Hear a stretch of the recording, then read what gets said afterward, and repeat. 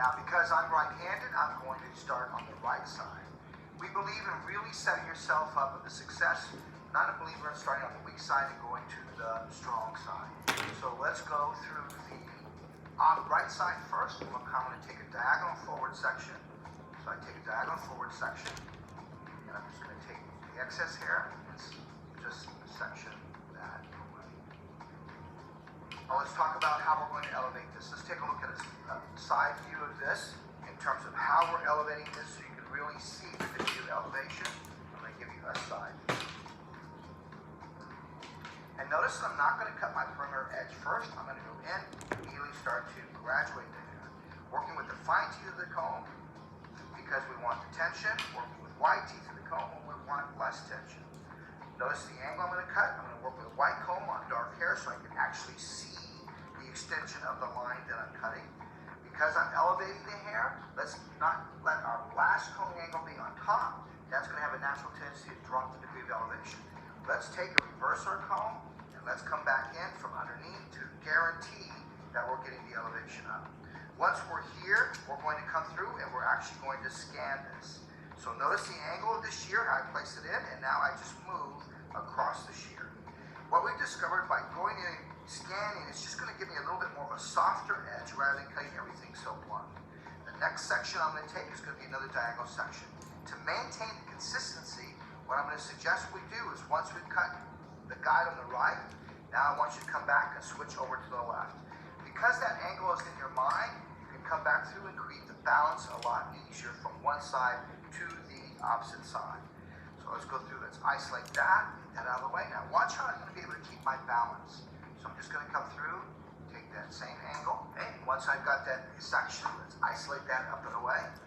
One of the most difficult things is to create a consistency on the right side with a diagonal to the opposite side with a diagonal. So watch what Sam's going to do. I'm going to come through. I know I've got a point of reference of a guide here at the top, but I don't have a point of reference of the angle going to the bottom. So what I'm going to do is I'm just going to pitch a section of hair at the bottom of that section, come over to where I've cut, making sure that that section is level so you can see how important my section is. Pinching this together. Then once we have that together, just coming through, keeping my elevation low, and just softly cutting that. Now I've been able to create a guide that gives me from one point of reference to another point of reference. In this way, I'm going to be able to create the consistency of the angles. What we're trying to share with you is just the idea of how important it is that we're getting back into discipline and we're getting back into the craft of what we do. So the idea then, once again, is diagonals are the most inconsistent lines from one side to the other. We're such a symmetrical society, meaning that we can cut something vertical, very consistent, something horizontal, consistent. But when you throw a diagonal line at us, it's difficult to maintain the consistency from one side to another. Creating this system of cutting from one point to another point, especially when working with diagonals, will help you to create the consistency of balance from right to left. Now once we've elevated that, now we're going to maintain that same degree of elevation and we're going to over direct to a stationary guide. Yet, what we're going to do is we're going to extend each section that we bring, we're going to extend it. Watch what I mean. Watch how I'll take a slice diagonal forward underneath, comb coming in immediately underneath to get the elevation up. Rather than being habitual, the comb coming on top, what we want you to do is we want you to come in right underneath. Now watch, once I'm right underneath, now I've got my elevation where I want. I'm bringing to a stationary point. Now just clean the top. One more time underneath. Now watch me fold so I can see the guide. I slide to that. Now here's the concept. Once I'm there, I'm going to slide half of the finger, the depth. I'm going to go past my guide. So watch the comb. I want my guide is here. I want my guide to end up in between my fingers there. So I'm extending the length of this next section. So Sam, you mean that you're not following the guide? I'm following the balance of the guide, but each section is getting slightly longer. Why? So that I get a softer textured edge to it immediately. So I'm not blending it, blenders, necessarily, but it's got a really nice balance to it.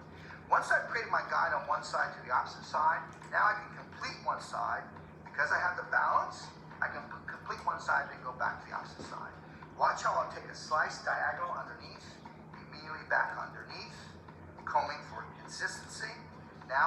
that guide of the last section that I just cut. Now watch how I'll elevate. There, I slide to my guide. You can see from the top view or straight in. Now watch how that guide is going to go halfway in between my fingers, and now I've extended this section. So I want you to think about it like this. Have you ever been told when you cut a bob, how you've been told, leave the next section slightly longer, next section slightly longer, so you get a much softer, pliable edge. Here, I'm thinking the same way, but except we're doing it, we're thinking it with graduation in terms of how we're graduating the hair. So I'm stepping away from being precise, but balance and function are so critical. And what I want you to remember is, remember that discipline is important in terms of what we're doing and how we're doing it, so that you can create consistency. Okay, opposite side. Diagonal forward. Now watch once again. I'm going to come through, take a diagonal line underneath. I'll give you a 3/4 view of this. So I go diagonal underneath. Now I go diagonal on top. So I don't want you to think you're taking the entire section. Okay? Now once I'm here, watch the comb come underneath. Guarantees I get my elevation up. Now watch what I'm going to do. Let's just fold and look for that guide. You see the guide? Now watch, there's where I would normally cut. But I want a softer edge, so why not, to create a softer edge, started creating it immediately. And now just slide, so that just sits about 1/8 of an inch longer if you want to get into measurement. But use your fingers, the width of your fingers, so that it sits inside. Okay, next section, diagonal forward underneath.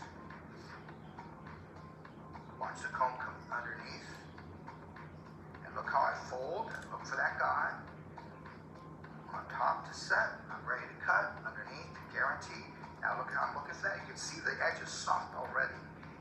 It's gonna save the idea of coming back in and point cutting or slicing or adding a softer edge to it. What's the idea and the concept of building a soft edge as you go through when you're cutting? Okay, last section. All right, diagonal forward section underneath, on top, once again, underneath. And now remember, this is the idea to see the guide. Because it's such a soft guide, I want you to get in the habit of just folding that. And now looking for the guide, slide to it, so it slides inside. Remember, you're leaving it just slightly longer to create that soft edge.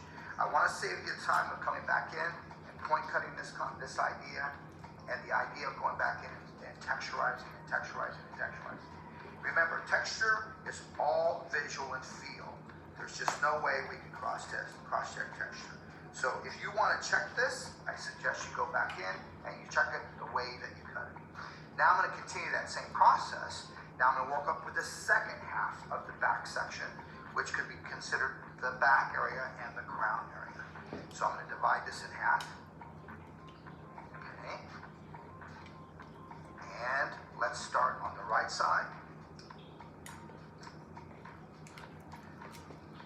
And we're going to continue the same process. By dividing it at the nape area first, it gave you the control, and you can start to see how the shape is setting in already. Let's continue to go diagonal forward. Okay. And now let's continue to bring everything. The elevation now is going to start to drop down to a diagonal, to a stationary guide, continuing the same line and the same concept of extending each section. And we refer to this as reverse graduation. So the first section, I'm going to stay right on that line because it's a continuation of it. So see, I didn't slide past that particular guide. Now my next section that sits on top of that, that's the section that we're going to go through and we're going to extend it.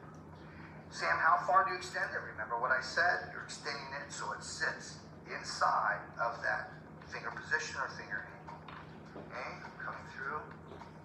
And now I'm going to start to sit on top, so now I want to extend.